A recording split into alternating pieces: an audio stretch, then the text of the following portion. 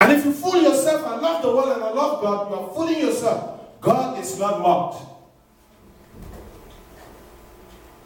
Symptom number one, they can recognize what God is saying. They accept what God is saying, but they cannot do what God is saying. Symptom number two, they know the truth, but they cannot make the right choices. A man suffering from palsy knows the truth, but he cannot make the right choices.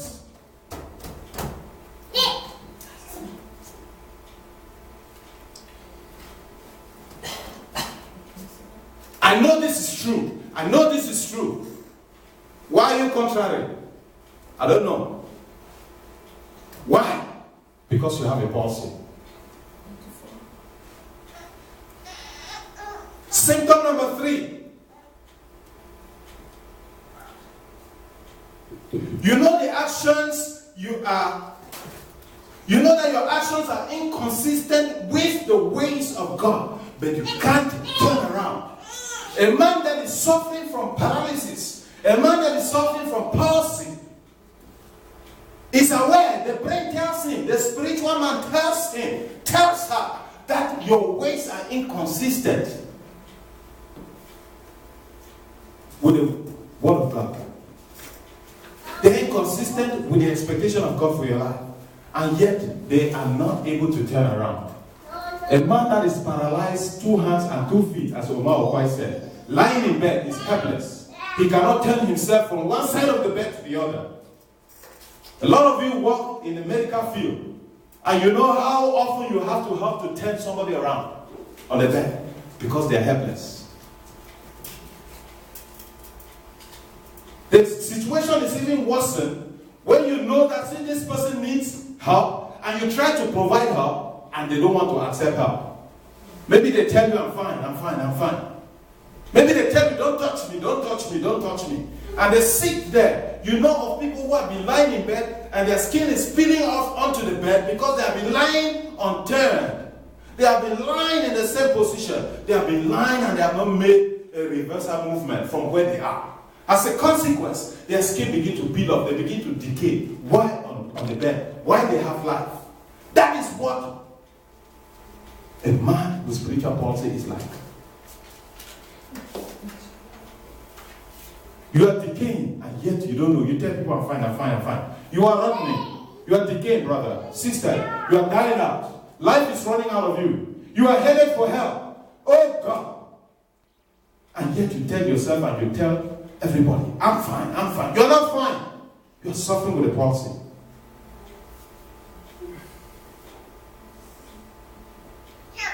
Symptom number 4. A man who is suffering from spiritual palsy. Sometimes they love God. They love the church. They love the brethren. But at other times, we have no value for God. They have no value for the church. They have no value for the brethren. So the symptom of palsy is that what? Sometimes it looks like it's getting better. At other times, it looks it's getting worse. That is what palsy. The condition in itself, that thing that is holding you where you are, is not changing. It's the same size. As it set in, as early as it set in, it has not progressed. It has not made any change. But the consequences of what is living on your life is what is changing. Sometimes you look like you are fine. Sometimes you look like you love God. Hey, sometimes it feels like I love God. Sometimes people look at you and they think that she's now making progress. Sometimes people think that she has now repented. At other times, they carry their hands on their head and what is happening with this brother? God save our brother. Sometimes you look like you're getting better. At other times you look like you're getting worse. What is happening? Spiritual palsy. A man that is suffering from spiritual palsy. Today he will talk well about God. Oh, God is wonderful. Tomorrow he will talk well about the church. Oh, I fellowship with a wonderful church. I love going to church on Sunday. Oh, I like to be with God. I don't miss church on Sunday. The next day comes, they're talking well about the brothers. God has blessed me with brothers and sisters who pray for me, who think well about me. The next day, they're talking about how this brother has slandered. I cannot go to church. I cannot do that. What is going on with you? You have spiritual palsy.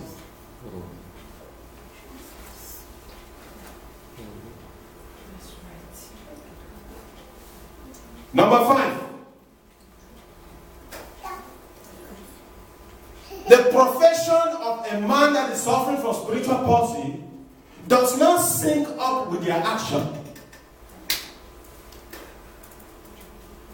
They profess one thing, but their life is different.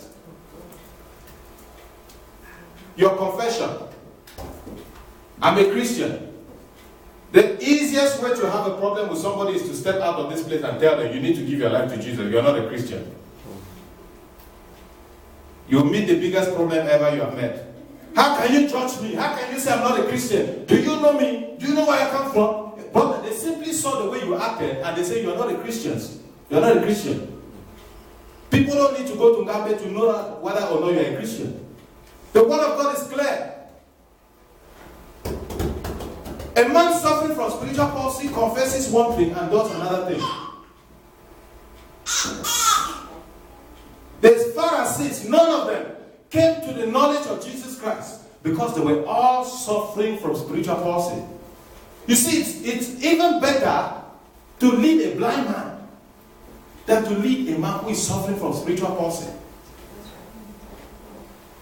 A man suffering from spiritual palsy has a knowledge of God. But that knowledge of God does not translate into how they live their life. So they can do anything to defend the fact that they are children of God, except by the things they do. Spiritual palsy. What you confess is different from how you live. I don't know how God would dare me say or bring a word like this. Number 6, spiritual palsy. When you suffer from spiritual palsy, you will see it happen in the life of another man, but you will not experience it. Why? You will see that miracle happen over there, but you are not able to experience it. Because what? There is a blood clot in the life translating system.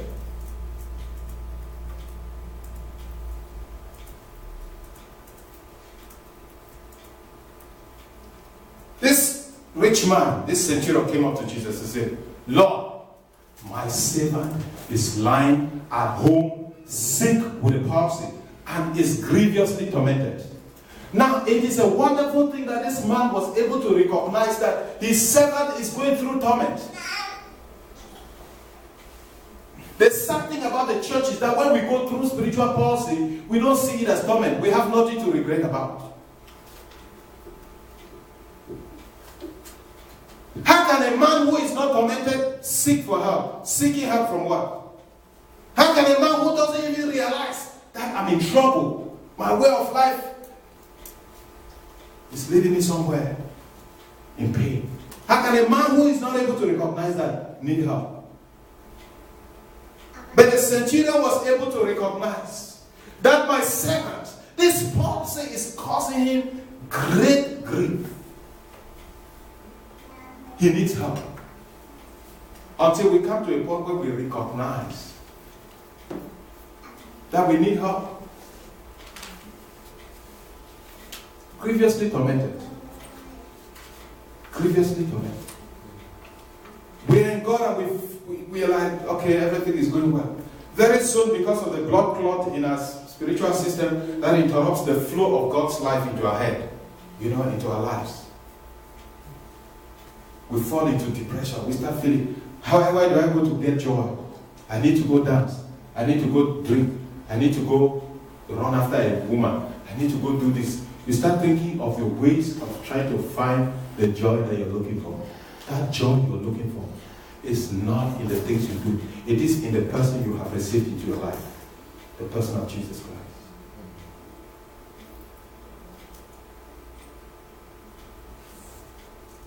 My servant is lying home, grievously tormented with a palsy.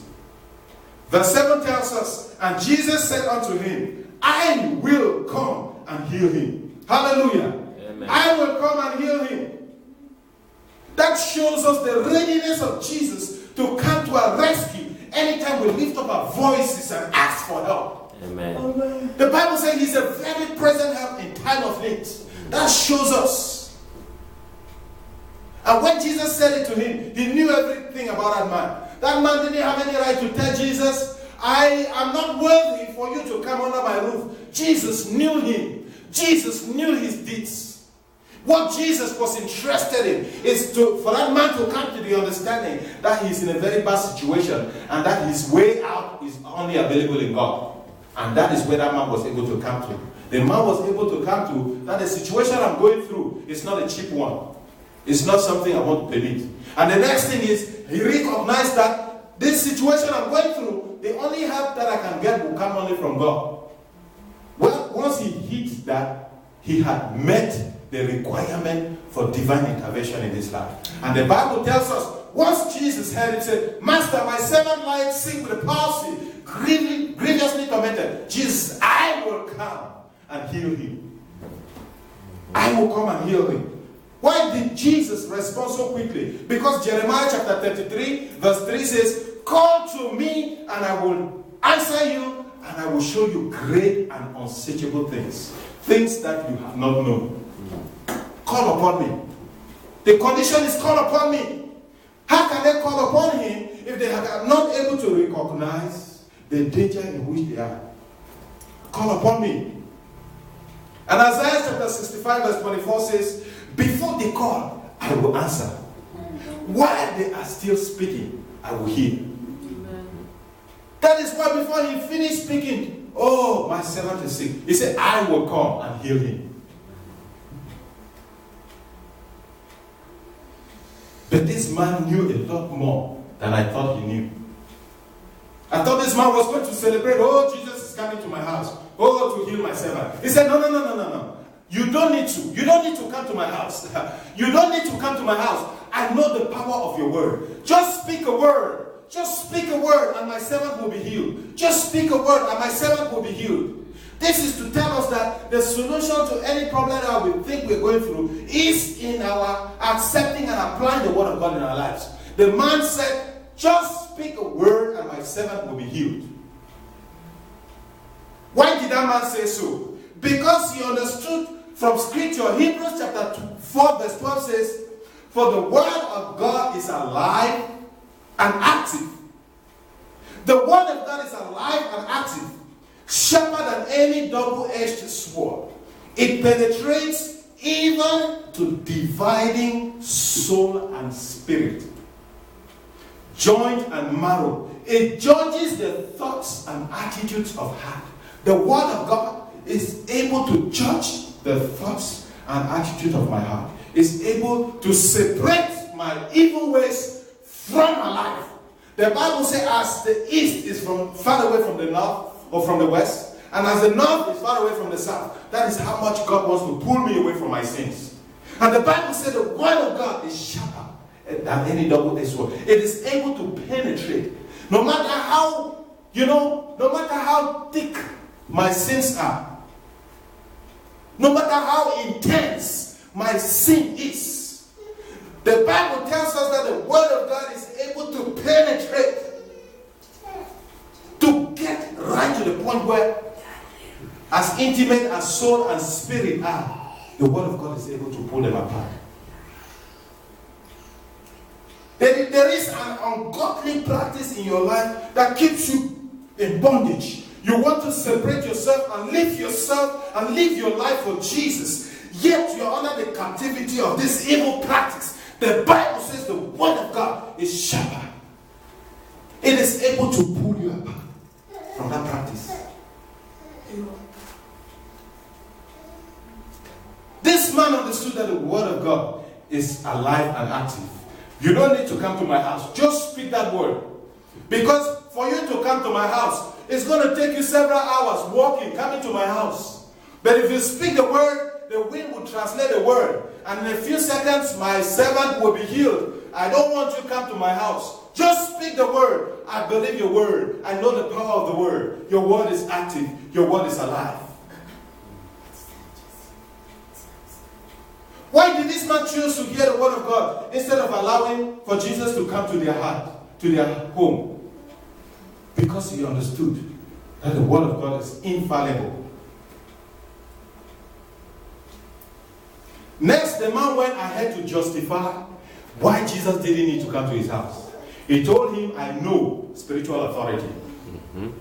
I know how the things of the Spirit work. The things of the Spirit don't work just because the pastor prayed for me. Hear me. And hear me well. Some of the prayers you have prayed, Pastor, that have not been answered, that they will never be answered, it is not because of you. You can cry till tomorrow. If the people don't understand how spiritual concepts and spiritual authority works, they will not get the answer that you prayed for. The man said, I know how spiritual things go. I'm a man under authority. And I have people under my authority. So we are able to take care of certain situations in our lives only when we come under authority. How many of us don't want to hear anything about authority? Well, we don't want to be under authority. Authority by ourselves. We don't want to imagine anybody. How dare you ask me that kind of question? Are you my father? I'm your pastor, for heaven's sake. Accept it. Yes. If you want to be blessed. Amen. You don't want to be under authority. I have to live my life the way I want. Nobody says no to that. But know that those who belong to God are under authority. Amen. Amen. Who says somebody doesn't have the right to live their life and go to hell? Who says that? It's a lie. If the pastor told you you don't have the right to live your life the way you want, he lied. Ecclesiastes says, young man, Follow your heart's desire. young man, don't be deceived by these foolish pastors who don't even know anything. Illiterates, poor people. What do they know? Say, young man, forget about them. Say, follow your heart desires. Do what your heart tells you to do. Go and enjoy yourself. Who are these people to be telling you things? Go fear free. Say, bet. No. Bet. No. Don't forget. No. That God. That in all these things, God will bring you into judgment. Sure. God will bring you into judgment. A man who suffers from spiritual paralysis does not know that there cometh a day of judgment. They live their life in the today, in the now. What I want now, they don't look at the tomorrow.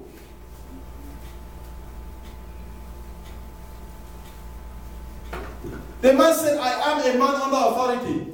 So one of the principles that allow for God to stand up for us is when we subject ourselves under authority. I am a man under authority. I'm not a lord of myself. And I also have people under authority. Very often we are not under authority and yet we want to bring demons under authority. We want to bring powers of the enemy under authority. It will not work. For you to be able to have people under authority, you have to be able to be under authority yourself.